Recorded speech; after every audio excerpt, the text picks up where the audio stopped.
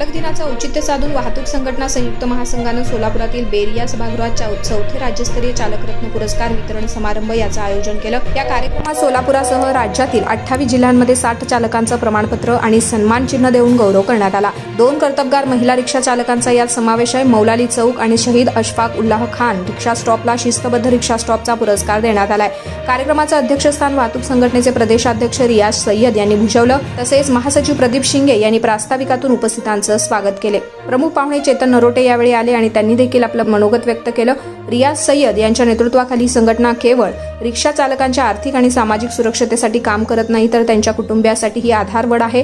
यांच्या प्रयत्नामुळे रिक्षा चालकांना न्याय मिळवून देण्यात यश आलंय। या उपक्रमामुळे वाहतूक क्षेत्रातील एकजूट वाढेल असा विश्वास नरोटे यांनी यावेळी व्यक्त केला आहे। कार्यक्रम यशस्वी करण्यासाठी प्रदीप शिंगे, लाडजी नदाफ, इम्रान शेख, हजरत शेख, इरफान कल्याणी, अल्लाबक्ष शेख, देविदास कोळी, शंकर राऊत, रमेश बनसोडे, मनोहर खांडेकर, नागेश वाघमारे, आसिफ शेख, अफसर शेख, गौस शेख, असलम शेख, सालिक हाजी साहब, फिरोज तांबोळी, जुबेर शेख, मिनाज बागवन आदींनी परिश्रम घेतले। मला आज चालक रत्न पुरस्कार मिळालाय। खूप म्हणजे अभिमान वाटतोय। आज बोलायलाही शब्द सुचत नाहीये। मी एका रिक्षावाल्याची बायको बनून मी वसई नालासोपारला गेले। माझ्या मिस्टरांचं निधन अगदी 5 ते 6 वर्षाच्या काळात मिस्टरांचं निधन झालं। 2 मुलं पडल्यात। मुलांना सांभाळायचं कसं, तर मी तेच माझ्या मिस्टरांच्या रिक्षाची किक मारली आणि रिक्षा चालवायला सुरुवात केली। पहाटेच्या वेळी रिक्षा काढायची कारण रस्ते खाली असायचे। मुंबई, वसई, नालासोपारा ह्या ठिकाणी तुम्हालाही माहिती आहे की गर्दीचं किती ठिकाण असतं। अशा ठिकाणी धाडस केलं। 2015 ते 2020 पर्यंत मी त्या ठिकाणी रिक्षा चालवली। आज माझा मुलगा इंजिनियर सारख्या उच्च पदावरती शिकत आहे। माझी मुलगी डॉक्टर शिकत आहे आणि मी 5 वर्ष रिक्षा चालवून माझं स्वतःचं शिक्षण पूर्ण केलं आणि रिक्षावाली सारिका आज मी वेटनरी डॉक्टर म्हणून काम माळशिरस भागात करत आहे। मला खूप अभिमान वाटतो की माझ्या तालुक्याला येऊन हा मी पुरस्कार मिळवलेला आहे। खूप मी आभार मानते। वाहतूक संघटना संयुक्त महासंघ महाराष्ट्र राज्य चालक रत्न पुरस्कार देऊन मला सन्मानित केल्याबद्दल मी खूप पुन्हा एकदा तुमचे आभार मानते। रिक्षा चालक संघटना काम करत असताना कधी आपण महाराष्ट्रावर फेमस झाला। महाराष्ट्रातले चालक मालक या ठिकाणी आलेले आहेत। राज्य शासनाने 2020-21 ला रिक्षा चालक संघटना पुरस्कार जाहीर केला। गेले 4-5 वर्ष आपण हा कार्यक्रम सातत्याने करतात। आम्हाला अभिमान आहे की थोडी माहिती घेतली। कोण गोंदियावरून आलाय, कोण जालन्यावरून आलाय, कोण पुण्यावरून आलाय, कोण मुंबईवरून आलाय। एवढ्या लांबून लोक आले, एवढ्या लांबून आले। त्यांची राहण्याची जेवणाची झाल्यावर जेवणाची व्यवस्था आपल्या संघटनेकडे करतात। आज जो पुरस्कार आहे जवळजवळ 60 लोकांना या ठिकाणी पुरस्कार देणार आहे।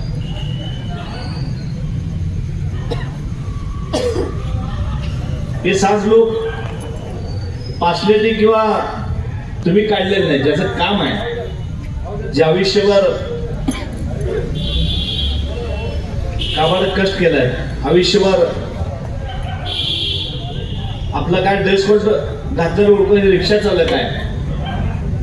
आम्ही पाटण कधी रेल्वेने आलं तर काय रिक्षा चालक एवढे प्रामाणिक आहे की न सांगता बरोबर घरी नेऊन सोडतात।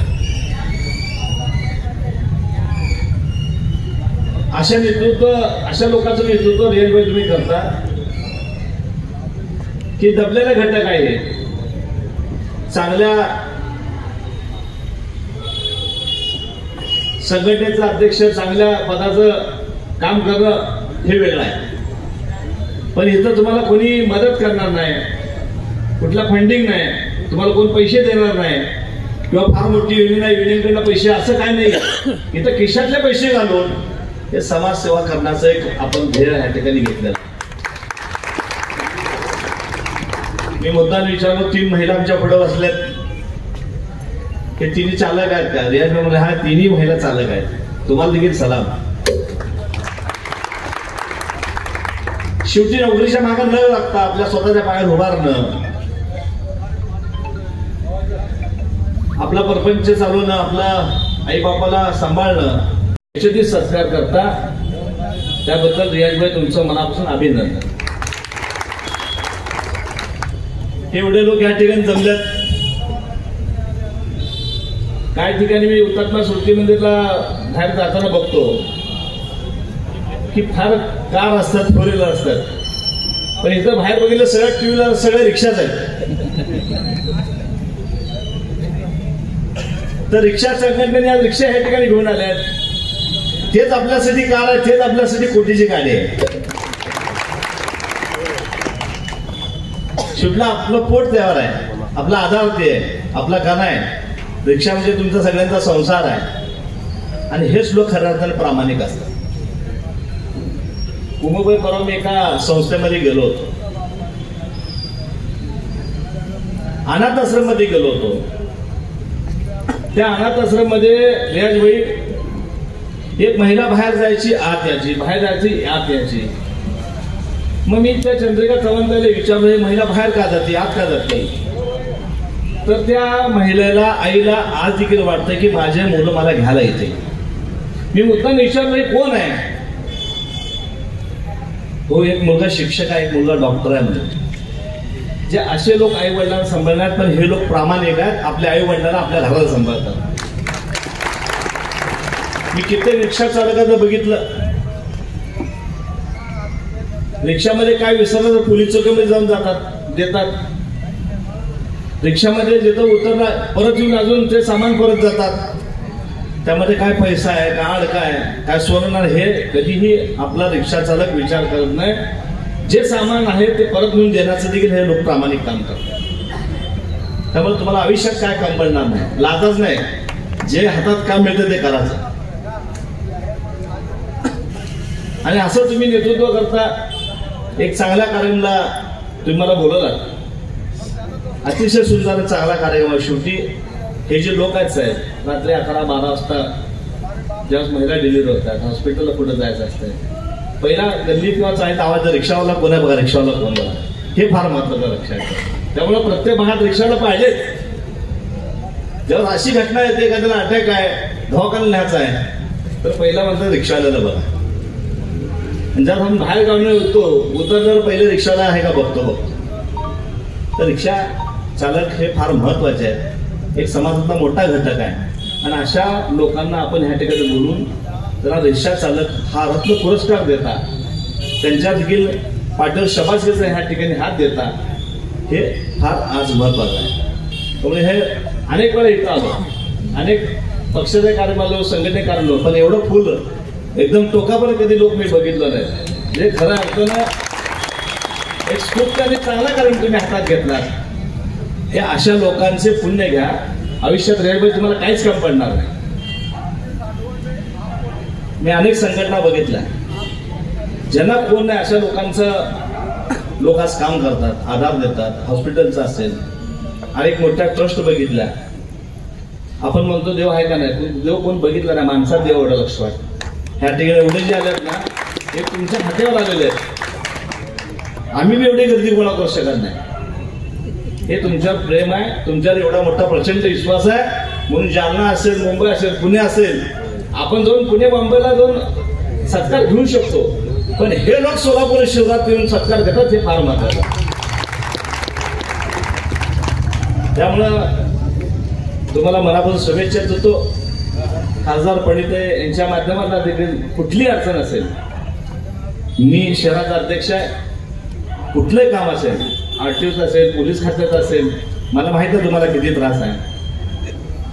माझ्या इथे रिक्षा चालक आहेत, किती वर्ष झाली, लायसन आहे का, धोरच येत आहे, इतकं प्रॉब्लेम आहे रिक्षा चालकाला. पण ठीक आहे, तुमच्यासारखे लोक आहेत म्हणून हे सगळं चाललेलं आहे. निश्चित ह्याच्या पुढे देखील असंच आयुष्यावर काम करा. त्यांचे दुवा, यांचे साथ, यांचे आशीर्वाद तुमच्या मुलाबाळाला मिळतील. एक काँग्रेस पक्षाचा अध्यक्ष म्हणून आपण मला बोलवलात, मित्र म्हणून बोलवलात. तुमच्या कायम माझा पक्ष, मी तुमच्या पाठीशी राहतो एवढं त्या ठिकाणी बोलतो. आपण मला चांगल्या कार्यक्रमाला बोलवलात, त्याबद्दल आपला आभार व्यक्त करतो. हे प्रार संघटनेचं काम करता, तुमचं देखील काम असंच आहे. गोरगरिबाचं बच्चूकड्यांचा मी सकाळी पेपरला फोटो बघितलो. तुमचे देखील असेच खेळागाळातल्या लोकांना घेऊन आलेले येत आहेत आणि अशा संघटना काम करतात, म्हणूनच लोकांना आधार धीर मिळतो. तर तुम्हाला देखील मनापासून शुभेच्छा. रियानभाई, तुम्हाला देखील आणि संघटनेला महाराष्ट्रातून आपण आलात त्याबद्दल तुमचं सोलापूर शहरामध्ये स्वागत करतो. माझे 2 शब्द संपवतो. जय जय महाराज. आज महाराष्ट्र राज्यामधले जवळपास 22 जिल्ह्यातून आज सोलापुरात लोक आले, चालक बांधव आले, चालक भगिनी आले. वाहतूक संघटना संयुक्त महासंघाची स्थापना एक छोट्याशा शास्त्रीनगर भागातून निर्माण केलेली एक संघटना. जेव्हा नाव सुचत नव्हतं तेव्हा आम्ही विचार करत होतो की असे कोणतं नाव द्यायला पाहिजे ज्यामुळे सर्व चालक यामध्ये सामील व्हायला पाहिजे आणि सर्व जाती धर्माचे यामध्ये सामील व्हायला पाहिजे. तर तेव्हा आम्ही वाहतूक संघटना म्हणजे जेवढेही वाहतूकदार आहेत, जेवढेही चालक आहेत, ते सर्व चालक आमच्या वाहतूक संघटनामध्ये येतील आणि संयुक्त या सर्व संघटना जे जे चालकांसाठी काम करत आहे त्या सर्व संघटनांना आम्ही सामील करून घेणार आणि त्यानंतर महासंघ तयार करू. या प्रकारे आम्ही वाहतूक संघटना संयुक्त महासंघाची स्थापना केली. आज जवळपास 19 जिल्ह्यामध्ये महासंघाचे काम चालू आहे आणि फक्त सोलापूर शहरात 5000 पेक्षा जास्त सभासद आम्ही बनवलेले आहेत. महासंघाची विचारसरणी जी आहे, महासंघ फक्त एकच विचार करते की चालकांची उन्नती कशी व्हायला पाहिजे. आजपर्यंत आपण जे संघटना बघितले, जेही संघटना चालकांविषयी काम करत आहे ते फक्त 2च विषयामध्ये काम करत आहे. एक तर वाहतूक शाखेसाठी किंवा RTO प्रादेशिक परिवहन खात्यासाठी जे तुमची अडीअडचणी येतात, वाहतूक शाखे आणि परिवहन खात्यांतर्गत जे अडचणी येतात तेच फक्त सोडवण्याचं काम संघटना करतात. पण महासंघाचं एक ध्येय आहे की आपल्या जीवनात येणारे सर्व संघर्ष आणि जेवढे तुमचे अडीअडचणी आहेत ते अडीअडचण सोडवण्याचं काम महासंघ करत आहे. आणि त्यानिमित्ताने महासंघाने वेळोवेळी जेव्हाही चालकांवर अन्याय झाला, चालकांवर जेव्हा सरकारने दाबण्याचा प्रयत्न केला तेव्हा महासंघाने उठून पूर्ण राज्यभरात आंदोलन केले. आपल्याला माहीत असेल, सर्वप्रथम हिट अँड रन कायदा ज्यामध्ये ट्रक चालकांना 7 वर्षाची शिक्षा आणि 10 लाखाचा दंड होता. असा हिट अँड रन कायदा जे जुलमी कायदा होता, या कायद्याविरोधात महाराष्ट्रात सर्वप्रथम आंदोलन करणारा फक्त महासंघच आहे. महासंघाने हैदराबाद रोडवर जवळपास 18 ते 20 किलोमीटर रस्ता जाम करून सरकारला दाखवून दिले की महासंघ तुमचे हे धोरण विरोधात आहे आणि तुम्हाला हे पाठीमागे घ्यावंच लागेल. आणि अवघ्या 48 दिवसात हे कायदा रद्द करण्यात आला. हे महासंघाचं काम होतं. त्याचबरोबर तुम्ही बघितलं असेल, गेल्या वर्षीच आपण 50 रुपये जुलमी दंडाविषयी आपण खूप 50 दिवस सलग आंदोलने केले, ज्यामध्ये 2000 कोटी महाराष्ट्रात चालकांवर दंड होता. ते दंड आपण माफ करून घेतले. आज ते थकीत आहे. तर अशा प्रकारे अनेक काम महासंघ करण्याचा प्रयत्न करत आहे. महासंघ फक्त रस्त्यावरच नाही, महासंघ तुमच्यासाठी, चालकांच्या हितासाठी, चालकांच्या कल्याणासाठी, चालकांच्या उन्नतीसाठी महासंघने महासंघ विम्याची सोसायटीची स्थापना केली. आज जवळपास 2 वर्षात त्या सोसायटीमध्ये 15 लाखपेक्षा जास्त उलाढाल केली आणि 100 पेक्षा जास्त सभासदांना कर्ज दिले. अशा प्रकारे आपल्या आर्थिक अडचणीसाठी महासंघ तत्पर आहे. महासंघ तुमच्या पाठीशी आहे. आज आमचे जमील भाई, माझे मोठे बंधू, जे प्रत्येक माझे आंदोलनामध्ये, माझ्या कार्यक्रमामध्ये माझ्या सोबत आहे, माझ्या खांद्याचे खांदे लावून माझ्या सोबत असतात. त्यांना माहीत आहे की आम्ही जेव्हा आंदोलन करतो तेव्हा आंदोलन महासंघात असतं, पण ते प्रभाव कसं करायचं सरकारवर हे आम्ही दाखवून देतो. आणि महासंघ आजपर्यंत फक्त चालकांची उन्नती बघितले आणि आपणही महासंघ सोबत जुडले, याबद्दल आपला खूप खूप आभार आणि अभिनंदन. पण याचबरोबर आजचा काळ जे आहे आधुनिक आहे. आपल्याला स्टॉपवर थांबून भाडे घेणं शक्य नाही. आज तुम्ही बघितलं असेल, महाराष्ट्रामध्ये बाहेरच्या कंपन्या, विदेशी कंपन्या, जे ओला उबेर कंपन्या आहेत, ते कंपन्या येऊन आज चालकांकडून 20-20, 25-25, 30-30% पर्यंत तुमच्या भाडं काढून तुमचा भाडा काढून ते कमिशन बेसिसवर तुमच्याकडून पैसे उकडण्यात काम केलेलं आहे. असे ओला उबेर जे आज पुण्याचे संघटना म्हणा, मुंबईची संघटना म्हणा, त्याच्या विरोधात याचिका दाखल केलेली आहे, आंदोलने केलेले, पण हे याचा उपाय नाही. आपल्याला पण आधुनिक होणं गरजेचं आहे. त्यासाठीच वाहतूक संघटना संयुक्त महासंघ आज घोषणा करते की आपण माझी रिक्षा हे टॅक्सी ॲप लॉन्च करणार आहे येणारे जवळच 1 महिन्यात. आणि या माझी रिक्षाचा उद्देश एकच असणार आहे, ज्या प्रकारे सहकार खातं चालू असतात, सहकारी बँक असतात, त्याच प्रकारे आपल्या सभासदाच्या माध्यमातून आपल्या सभासदांना घेऊन आपण माझी रिक्षा ॲप लॉन्च करून त्यामध्ये होणारा प्रॉफिट हे महासंघासाठी आणि आपल्या सभासदांसाठी ठेवणार आहे. असणार आहे, त्याच्या ऑफिस लोकलमध्ये असणार आहे. त्याचबरोबर या ॲपमधून चालकांना विम्याची सोय आहे, चालकांचे अपघात विमा आणि शैक्षणिक त्यांच्या पाल्यांसाठी शैक्षणिक विम्याचीही सोय या ॲपच्या माध्यमातून करण्यात येणार आहे. हे ॲप महासंघाने स्वबळावर आणि स्वतःची पैशाने हे ॲप चालू करण्याचा निर्धार केलेला आहे, फक्त आपले सभासदांची आणि आपल्या पदाधिकाऱ्यांच्या बळावर. आज या ॲपची जे जमीन आहे ते सोलापूर असेल, पण येणाऱ्या काळात आपण सर्व गावं असेल की पूर्ण महाराष्ट्रभर हे ॲप वापरण्यात येईल.